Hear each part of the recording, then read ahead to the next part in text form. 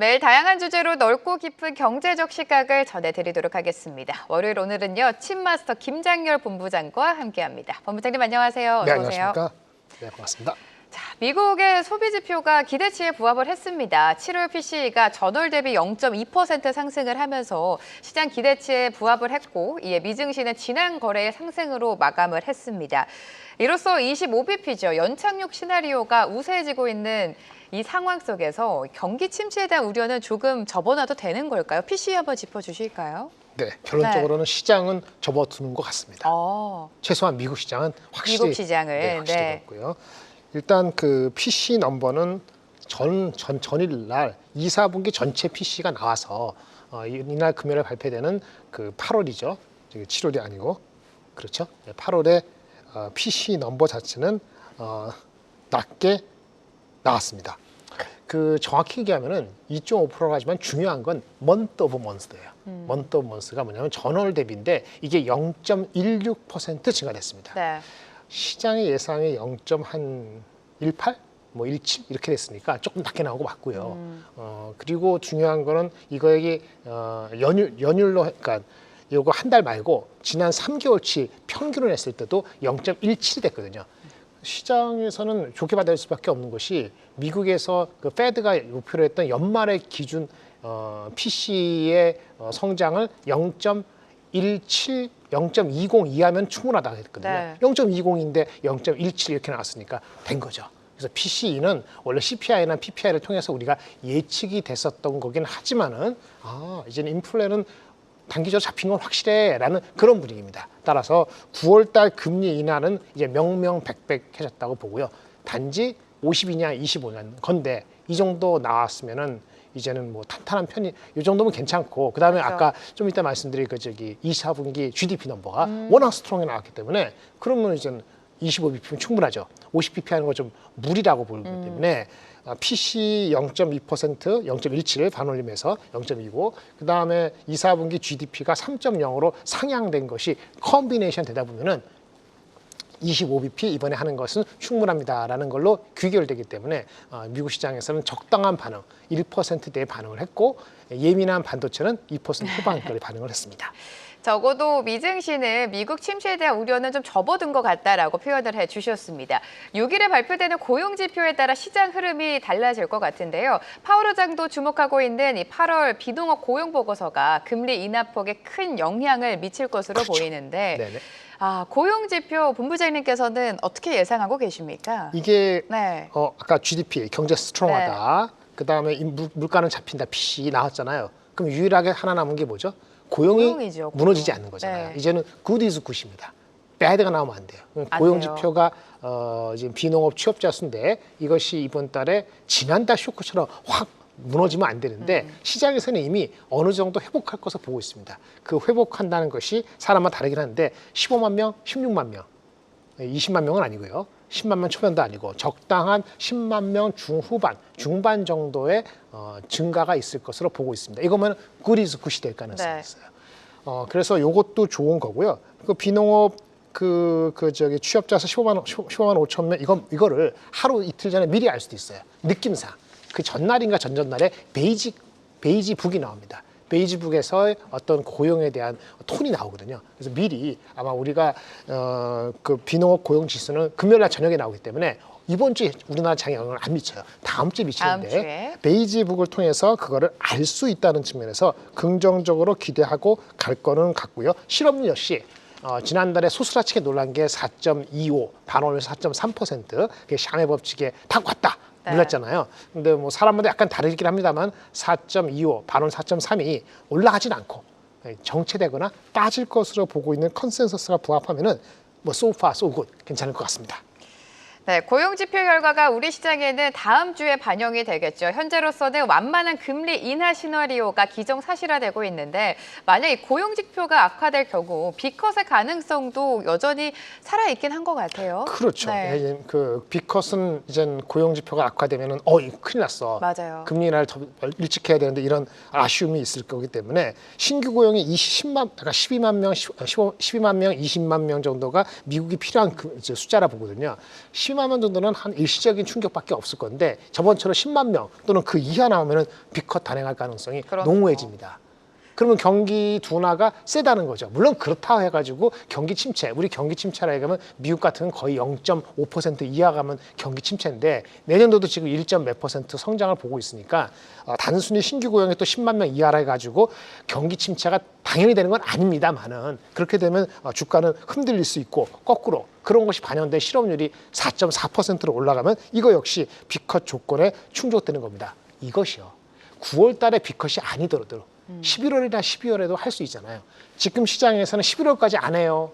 연말에 가서는 할 수도 있어요. 이렇게 네. 밀어놨기 때문에 잠깐 밀어놓은 거라고 보시면 되고 일부 얘기에서 9월부터 한다는 거는 실업률하고 신규 고용이 실업률이 높아지고 신규가 낮아지고 컴비네이션 되면 할 수도 있다는 건데 그 확률이 현재는 한 25%, 30% 안 되고 있고요. 저는 이거보다도 또 다른 것도 이슈가 된다고 봐요. 왜냐면 10년물하고 2년물 국고채 금리가 역전됐는데 역전이 정상화되고 있거든요. 정상화되고 나면 말이죠. 한 2개월에서 6개월 뒤에 경기 침체가 시작되는 적이 다수였기 때문에 지금 그것도 와치를 할 필요가 있습니다. 물론 모든 것이 실업률과 신규 고용으로 나오지만은 설사 이것이 애매모호하게 나온다고 안심할 것도 아니고 비관할 것도 아니고 또 한켠에는 수익률 역전에 대한 것도 한편에 계속 와치를 해야 된다. 이렇게 말씀을 드리겠습니다.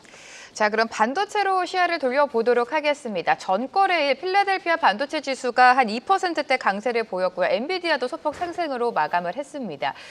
전거래일 미국장 반도체 흐름은 어떻게 해석하셨습니까? 미국장 네. 전체적인 흐름은 2.8% 올랐으니까 매우 좋았죠. 근데 아쉬운 점이 있었습니다. 제가 매주 나오는데 지난주 월요일 나왔을 때 그 전주에 2.7% 올랐는데 좀 아쉽다 했잖아요. 그때도 엔비디아하고 마이크론하고 애매했는데 이번에도 2.8%가 시장이 올랐는데 불구하고 마이크론은 아마 마이크론 1.5%, TSMC도 1.5%, 그다음에 엔비디아 하여튼 그런 것들 다 시장보다 필반보다 언더했거든요. 그렇죠. 네, 네. 이게 뭔 얘기냐라고 봤을 때 좀 찝찝한 게 없지는 않았습니다. 그게 뭐냐면 오늘 한국장에서 삼성전자 하이닉스가 아침에 강세를 부리다가 지금 보합권을 다시 회복했습니다만 더 이상 올라가지 못하고 있는 이유 중에 하나인데요. 그 반도체 중에서 우리가 낸드라고 있어요. 낸드. 우리 D램만 보고 HBM 보잖아요. 시장에서 얘네 매출의 한 30% 차지하는 게 낸드라는 제품을 가지고 가서 SSD를 만드는데 SSD 만드는 회사 중에서 미국의 넷앱, 퓨어 스토리지 이런 회사가 있는데 이런 회사들이 지난주에 많이 빠졌는데 핵심이 뭐냐? 낸드를 너무 많이 수요를 땡겨서요. 지난 몇 분기 앞으로 할 거를 수요가 앞으로 어떻게 되냐에 따라서 수급은 달라질 수 있어요라는 다소 부정적인 얘기를 했습니다. 물론 이것은 HBM이나 일반 D램보다는 중요도가 상대적으로 떨어지긴 하지만은 그래도 이것이 찝찝한 거죠. 이래저래. 그리고 또 하나 마이크론은 분기 실적 말이 지난달이었습니다. 8월 달에. 그 무슨 얘기냐? 마이크론은 전략적으로 지난달에 가격을 좀 생각보다는 높지 않게 공급했을 수도 있거든요. 네. 이런 것이 반도체 HBM 말고 시장에서의 조금 경계감을 올렸을 수도 있다. 그래서 이번 주에도 엔비디아뿐만 아니고 마이크론 이런 주식을 봐야 되는 것이 조금 보수적으로 보는. 그렇다고 삼성하이닉스가 무너진다는 건 아니지만은 반등을 했습니다만 계속 논스톱으로 올라간다라고 장담할 수는 없는 거고요. 그래도 좋은 거는 우리 엔비디아 보시 마시고 엔비디아 말고도 AI에서 좋은 주식들이 네트워킹 쪽에 솔루션 회사들이 있는데 그 주식도 좋았습니다. 이른바 마벨 테크놀로지라는 회사인데 무려 9% 올랐습니다. 네. 그리고 비슷한 회사가 브로드컴이 있는데 이번 주 수요일인가 목요일날 실적 발표되는데 이것도 올랐어요. 그래서 엔비디아가 쉬더라도 다른 게 받쳐주기 때문에 장 전체적으로는 괜찮았는데 한국의 입장에서는 낸드를 포함한 것들이 있기 때문에 오늘은 경계심이 반영되고 있다. 이렇게 네. 말씀드릴 수 있겠습니다. 엔비디아 상승에도 불구하고 오늘 시장 흐름을 살펴보면요. 삼성전자, 하이닉스 약세 흐름 가져가고 있습니다. 그나마 다행인 거는 하이닉스는 오전장보다는 낙폭을 좀 계속해서 줄여나가고 있는데 본부장님 9월장이 시작이 되지 않았습니까? 네. 그렇게 된다면 이 반도체에 대한 포트폴리오 전략을 어떻게 가져가면 될까요? 현재는 네. 급하진 않은 것 같아요. 급하진 않고요. 네. 일단 전체적으로 보면은 오늘은 2차 전지가 워낙 많이 가지 않습니까? 맞아요. 그 LG 엔솔이라는 또 SDI라는 전고체 포함해서 뭐 GM에 들어가는 그 다음에 테슬라에 들어가는 4680에 대한 어텐션 이렇게 해서 애널리스트들이 갖고 있는 낮아진 목표 주가에 근접하고 있습니다. 낮아진 목표 주가가 40만 원 중반 정도 되는 것 같아요. LG 엔솔이나 SDI. 그래서 이제 오늘 막 따쫓아가기는 좀 만만치는 않습니다. 많은 이제 테크니컬리는 기술적으로는 이제 트레이딩 영역에 분명히 들어가 있는 건 맞고요. 그리고 올해 실적이 나쁘더라도 내년 실적 분명하면은 이렇게 오를 수도 있겠죠. 그래서 트레이딩만 얘기를 하는 겁니다. 근데 수급을 빨아당기니까 다른 쪽이 안 좋은 건데요. 네. 전체적으로는 2차 전지는 그렇게 좀 트레이딩 개념으로 잡으시고 셀 업체가 조금 유리하다 이렇게 말씀을 드리겠고요. 반도체는 현재는 중립 정도로 보시고 저는 전고점 삼성전자가 88,000원, 하이닉스가 24만 원 갔던 그 전고점은 올라면은 10월 달 지나기 전에 와야 되는데 아까 경기가 침체가 아니라는 것만 가지고 올라가기에는 조금 체크할 게 좀 몇 가지 있습니다. 그래서 HBM이 아닌 쪽에 대한 수요가 확인이 되는 것도 있기 때문에 조금은 천천히 접근하셔도 될 것 같고 그 전까지는 넘버가 따박따박한 주식들 뭐가 있습니까? 뭐 화장품이랄까? 아니면 오늘은 좀 아침 빠졌다 하죠. 기업 밸류업. 비록 금투세는 아직 통과 내지는 어떻게 얘기 안 됐습니다만은 기업 밸류업하고 화장품 섹터가 가장 현재로서는 탄탄한 넘버가 찍히기 때문에 그 정도를 우선적으로 보고 너무 지나치게 빠지면은 조선이나 변압기도 볼 수 있습니다만은 네. 일단은 순서적으로는 조선 변압기라든지 아니면 반도체는 중립 이하 이렇게 볼 수 있겠습니다. 반도체를 바라보는 시각이 지금 정고점을 9월장 안에 시원하게 뚫기에는 좀 제한적일 수 있다. 중립 관점으로 바라보자라고 언급해 주셨고요. 오히려 화장품이라든지 또 제약바이오, 밸류업과 관련돼서 눈여겨보자라는 전략 말씀 주셨습니다. 자, 지금 댓글로 또 여러 가지 의견들이 올라오고 있습니다. 아무래도 오늘 2차 전지가 강하게 튀다 보니까 2차 전지 관련된 이야기가 올라오고 있는데요. 하반기에는 2차 전지 기대가 되지만 2차 전지보다도 바이오가 아닐까 이런 생각도 듭니다. 2차 전지가 가니까 다른 섹터는 또 아쉬운 상황이다. 이런 댓글이 올라오고 있는데요. 그렇죠. 본부장님. 네, 예, 맞습니다. 그 2차 전지는 지금 넘버로는 근데 이렇게 보셔요. 하이닉스가요. 작년 10월인가 그 당시에 적자 났을 때 있어요. 우리가 올해 20조, 24조 얘기하는 건데 네. 작년 그 4, 4분기인가 3, 4분기 때 적자였거든요. 근데 그 당시에 주가를 목표 주가 한 거 보면은 25년 거를 내다보면서 PER이 한 뭐 8배, 9배 거래돼 미리 땡긴 게 있거든요. 만약에 셀 업체들이 25년, 6년 수치가 가시적이라 하면은 지금 올라가는 주가가 좀 더 갈 수도 있어요. 그런데 지금 거기에 대해서 애널리스트들 의견이 많이 차이가 납니다. 네. 예를 들어서 LG 엔솔 같은 경우는 오늘 좀 올라가기 전에 지난주 금요일까지 기준으로 했을 때 PER이 누구는 똑같은 포캐스트 다르죠. 예측이 다른데 누구는 이미 30배 이하로 내려왔다. 그러니까 실적이 전망이 좋다는 얘기 있고 PER 30배면은 나쁘지 않죠. 2차 전지에서는. 누구는 여전히 70배다는 이렇게 많이 갈라져 있어요. 네. 그래서 이렇게 충돌이 될 때는 어떻게 되느냐.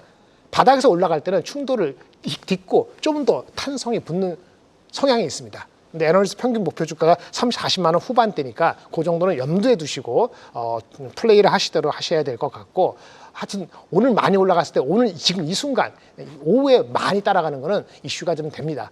하더라도 분할이 맞을 것 같고 눌림목이 있거나 해야 되고 목표 주가 애널리스트 목표 주가를 염두에 두시고 접근하실 필요가 있고요. 상대적으로는 양극재보다는 셀 업체가 유리한 건 맞습니다. 넘버가 가시화되는 게 좀 먼저이기 때문에 그것도 참고하시기 바랍니다. 양극재보다는 셀업체가 더 유리하다라고 말씀해 주셨는데 지금 또 댓글이 올라오고 있죠. 2차 전지가 본격적으로 오르면 포스코 계열일 것 같다. 이런 시청자분들의 댓글이 있는데 포스코 그룹주에 대한 전략도 좀 세워주실까요? 포스코는 포스코 홀딩스하고 포스코 퓨처엠이 있는데 네. 양극재에서 포스코 퓨처엠하고 에코프로비엠하고 다른 거하고 그 관계는 그 이전에 아까 말한 것도 양극재 자체의 기본적인 아직은 실적에 대한 가시성이 떨어진다는 측면이 계속 올라가는데 부담이 될 소지가 있지요. 그래서 갖고 계신 분들은 파는 개념을 늦출 수도 있지만 새로 들어오시는 분들이 과연 양극재일까 아까 말한 셀일 것이냐 그거 다르고요. 포스코 그룹 자체에 대해서는 다른 회사보다 낫다고 보는 거는 유상증자가 됐던 뭐가 됐던 자금적으로 무슨 잡음이 날 가능성이 아주 높지는 않다. 이런 생각이 들기 때문에 싼 거예요. 싼 게 아니고 들어갈 수 있는 건데 네. 문제는 포스코 이제 그 홀딩스 같은 경우는 철강 업체라는 그 자기네 자체의 비즈니스에 좀 지금 상황이 그렇게 좋지가 않기 때문에 탄력 면에서는 포스코 홀딩스가 다른 2차 전지주보다 탄력성이 있을 것인지에 대해서는 조금은 체크해 보실 필요가 있을 것 같습니다. 조금은 제한적일 수 있다라고 언급해 주셨습니다. 마지막으로 제약바이오에 대한 질문이 가장 많이 올라오기 때문에 전반적인 9월장 전략 살짝 들어볼게요. 네, 전반적으로는 현금은 한 30% 정도 갖고 가는 게 맞고요. 오버웨이트는 제약바이오인데 오늘같이 빠질 때 조금 괜찮을 것 같습니다. 그다음에 밸류와 화장품 그런 좀 말씀을 드리고요. 그리고 반도체가 오늘 아침같이 맞이 빠질 때는 담아도 되는데 이미 보합으로 왔을 때는 경계심이 녹아있기 때문에 그렇죠. 서두르실 필요는 없다. 네. 이 정도로 말씀을 드리겠고 2차 전지 아까 말씀드린 것처럼 그렇게 트레이딩 하시기 바랍니다. 제약바이오주 여전히 봐야 된다. 그리고 계속해서 화장품주 강조해 주셨고요. 반도체에 대한 전략까지 세워주셨습니다. 월요일 이 시간 김장열 본부장과 함께했습니다. 도움 말씀 네, 감사합니다. 감사합니다. 계속해서 다양한 경제 이슈를 알고 싶다면 구독과 좋아요, 알림 설정 부탁드립니다. AI 캐스터 권미정이었습니다.